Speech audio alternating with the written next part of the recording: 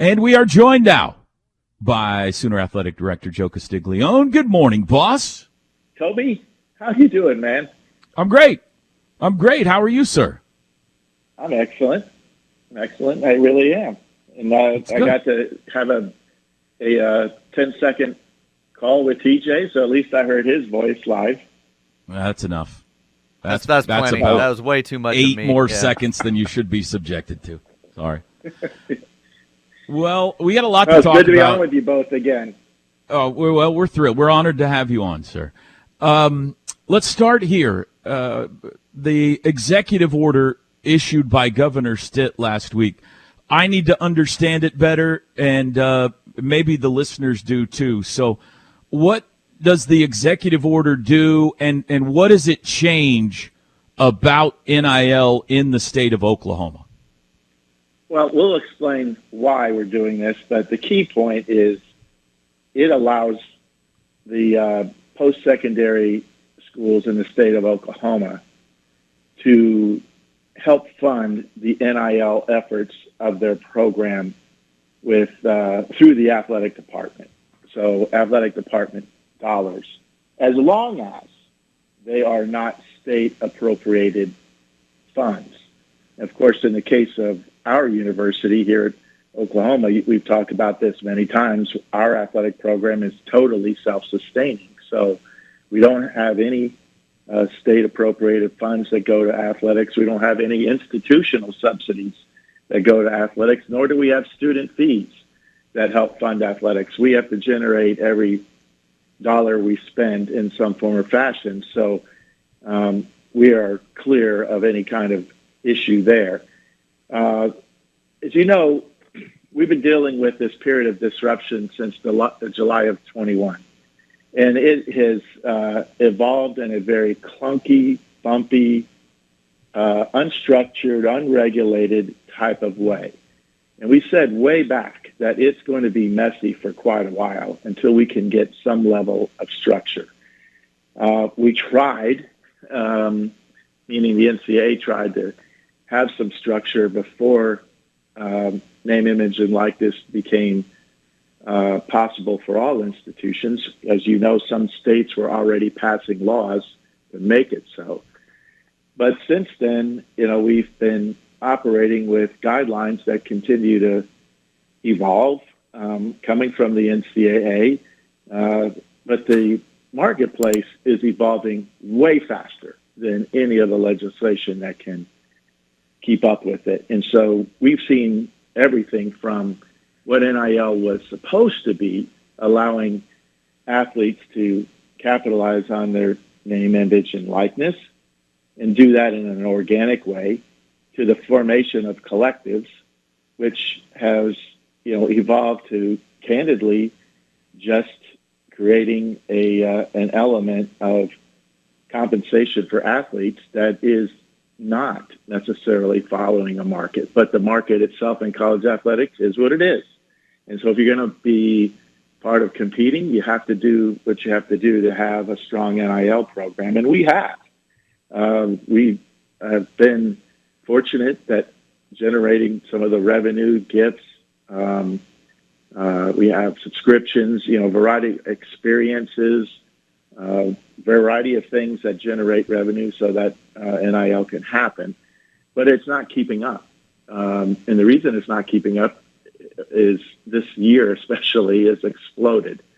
And we know we're going into a world here where we're going to be able to fund NIL through the athletic department, and thankful to Governor Stitt to provide this executive order so we can start doing that before July 1st. Now, what's July 1st? What's the significance of that?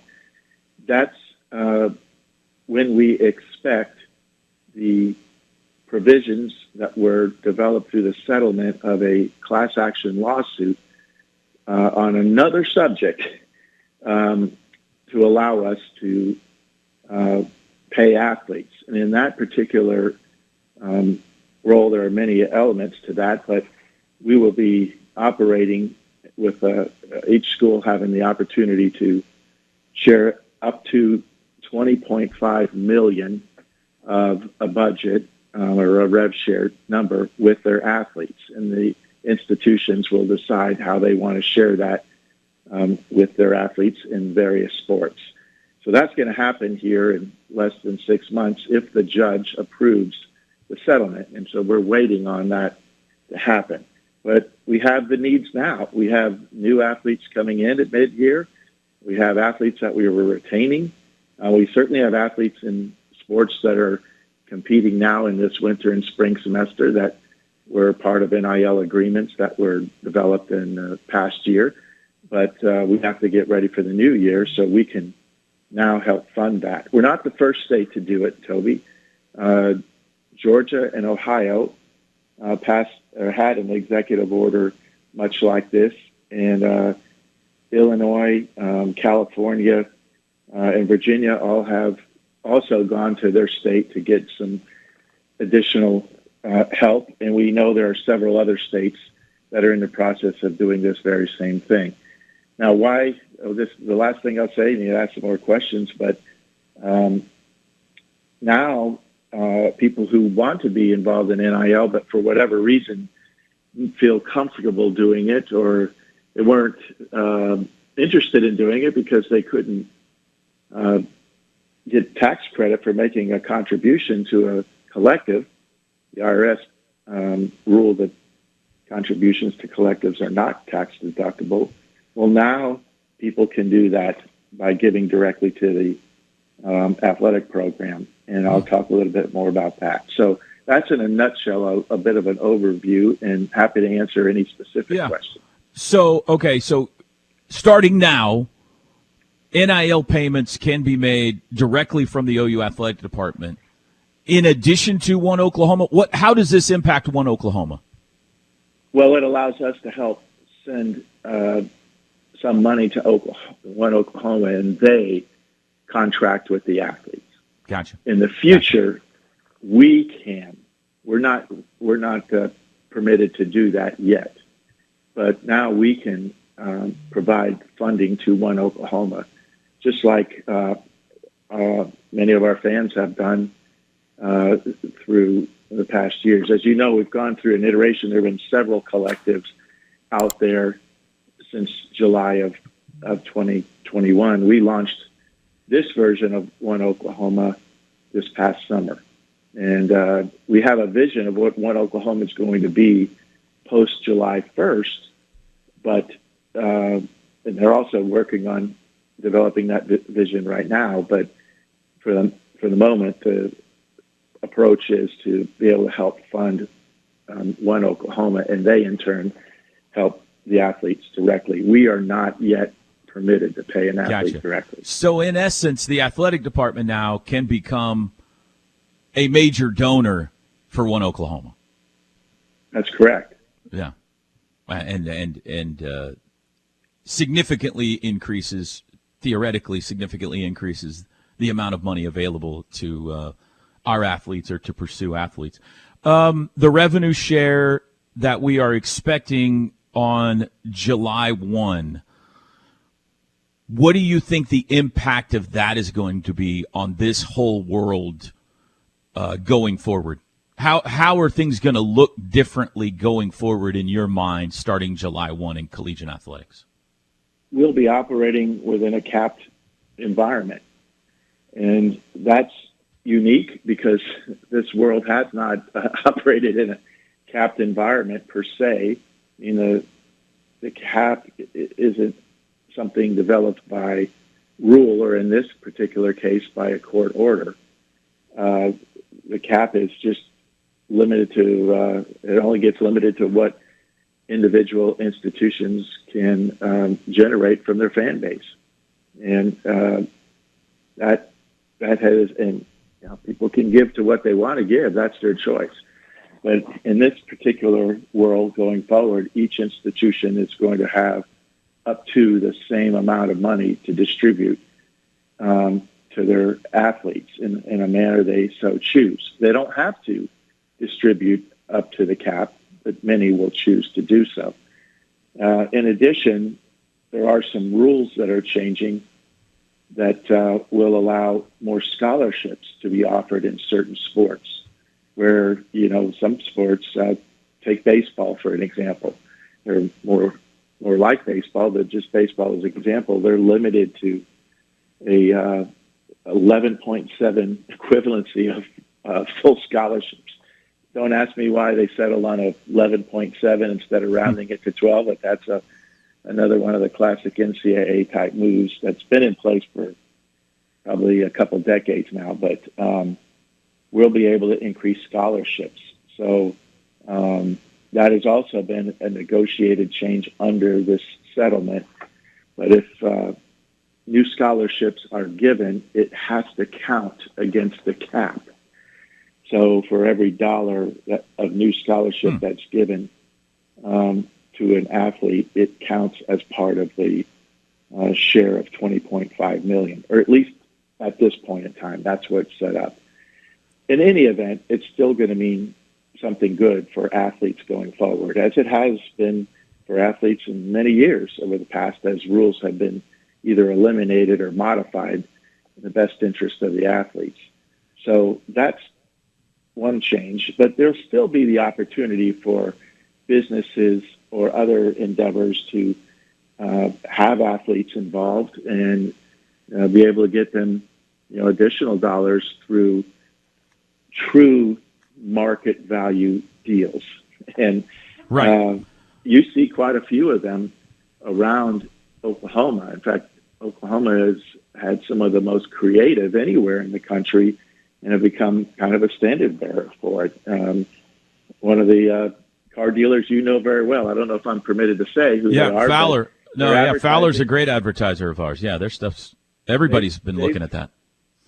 I'd say, and I know Noble McIntyre is an advertiser for you, but I'd say, given there are many others, but those two have really embraced what NIL is supposed to be and have been very, very creative in getting athletes involved, which they can. They can compensate the athletes for being involved.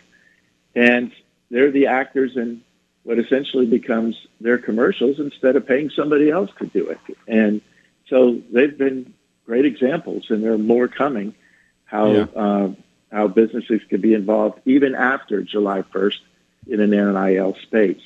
But this, again, we thank the governor for his vision on this because it allows our schools now to do something a little earlier than where we were going to be able to do it before. And then once we get into that world, now we are using athletic department dollars. So in essence, the executive order becomes moot after July 1st, if in fact the case gets approved by the judge in the Ninth Circuit Court.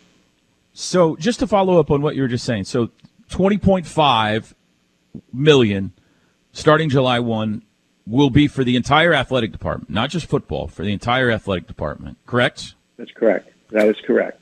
There will be NIL opportunities on top of that. Is there going to be any sort of policing to make sure what you just said is actual? Because we all know right now it's not. Right now, Fowler and Noble McIntyre are doing it the right way, but there's a whole lot of pay for play going on. Is there going to be anything with the NCAA or otherwise set up to make sure the fair market value of that NIL on top of that $20.5 million is actually being held accountable for? Yes, there is, and that's being developed right now. They're actually pretty well along in creating both the management firm where NIL deals have to be submitted before they are approved, and then going sort of simultaneously or on a parallel track is an entirely new enforcement model. And these new fair market value type deals would be permissible, but if there are institutions doing workarounds and paying athletes well above any kind of market test that they establish, and of course these parameters will have to be out there so everybody can understand them. I get that, but at least theoretically this is the way it's supposed to go. if someone does get caught trying to circumvent the cap, that money that they give outside the cap will actually be in violation of a federal court order.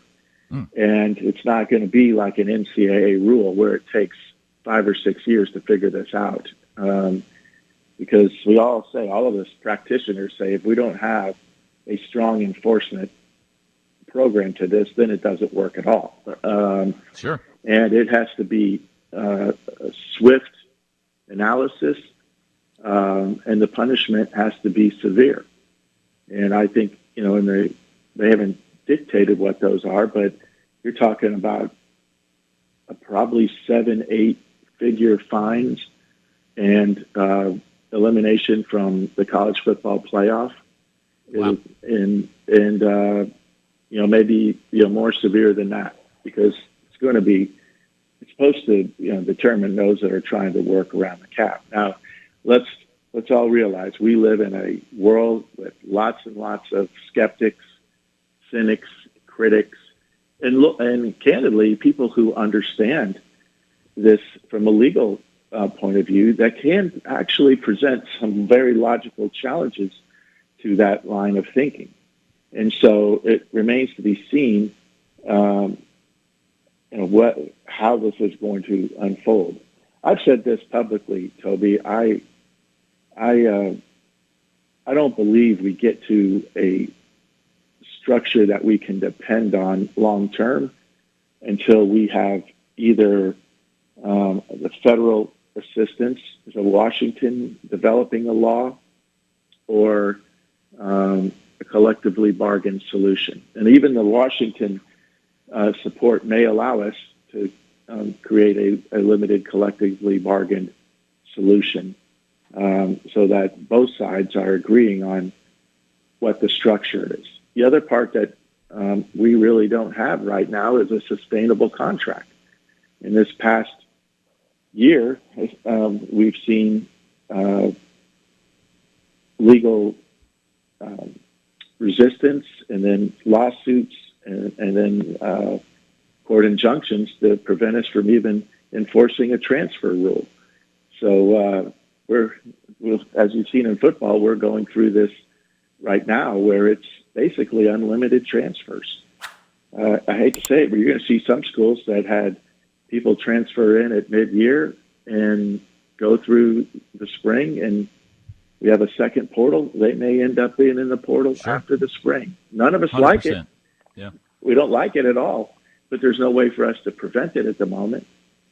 So it's that's what I mean. We're just living in a chaotic world right now, and we're doing everything we can to be as best as one can to be out in front of it and trying to manage successfully through it. Okay, I promised I'd get you out of here at 8:20, and it's 8:20 right now. I got a couple more questions. Minutes. Okay.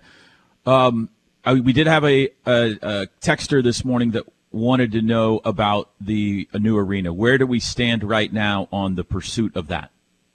Well, as you know, the city council approved it, and then a group of people opposing the arena set out to try to get enough signatures to file a petition to bring it to a public vote, which was not required. They submitted their signatures. Some of those have been deemed to be invalid. There's also some legal work going on right now to try to see whether there are enough signatures that can be validated for it to be put to a public vote. And that process is ongoing. So because of it, we are on hold until that process is completed. And then it'll be determined whether or not it has to go to a public vote. There you go. All right, we'll stop right there. Big picture is this executive order this last week is good news for the University of Oklahoma.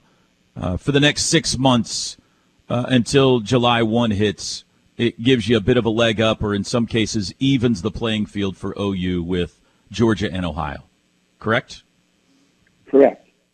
The patchwork of state laws isn't the greatest way to go about this, but again, we're living in a world where everybody's trying to be as assertive and aggressive and do what's best for the institutions they represent. So this is a great thing. Again, we appreciate what the governor has done.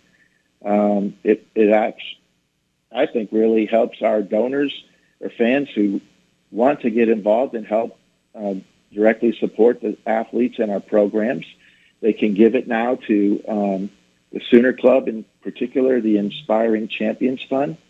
That's a fund that's focused on enhancing the student-athlete experience and flexible enough, that we could, use it for this endeavor, that we will help fund the efforts of One Oklahoma. Now, One Oklahoma is always going to play a valuable role as our exclusive NIL partner, Toby. When we set it up 6 months ago, as I mentioned earlier, we set it up to be the different type of model transition to the world we'll face after July 1st, which,